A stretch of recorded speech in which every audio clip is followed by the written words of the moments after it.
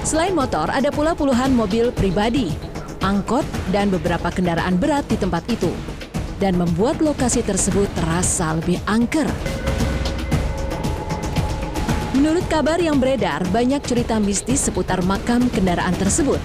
Beberapa masyarakat mengaku sering mendengar suara klakson yang berbunyi sendiri pada malam hari.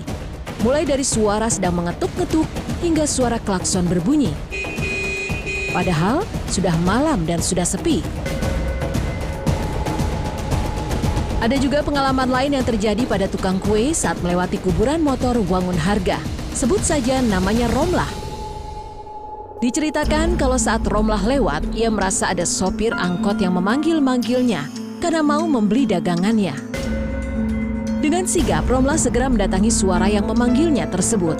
Namun setelah didatangi, Romlah refleks berteriak dan langsung pingsan. Karena setelah melihat supir angkot yang memanggilnya itu, ternyata bukan orang. Romlah mengatakan kalau wajah supir angkot yang dilihat oleh tukang kue tersebut hancur tak berbentuk dan berlumuran darah. Setelah dari kejadian tersebut, Romlah tidak berani lagi melintasi kuburan motor Wangun Harja untuk berjualan. Pernah juga ada seorang ibu yang ingin melihat kendaraan anaknya yang meninggal akibat kecelakaan. Dan kendaraan itu disimpan di Wangun Harja dalam keadaan hancur.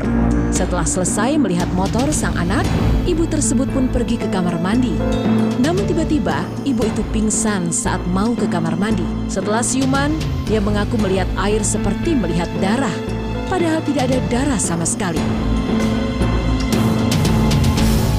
Memang jika melihatnya saja bisa bikin merinding, motor-motor yang terlihat tak terawat bahkan diselimuti oleh ilalang yang tumbuh di sekitar lahan tersebut.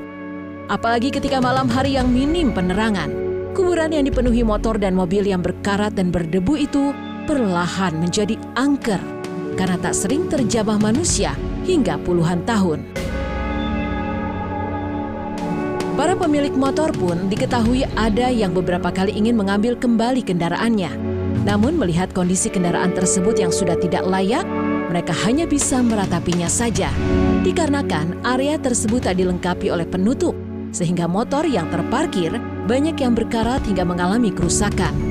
Motor-motor tersebut ditempatkan berhimpitan, bahkan ada yang bertumpuk. Sejumlah onderdil bahkan sudah tidak pada tempatnya. Namun masih ada juga yang rapi seperti motor normal.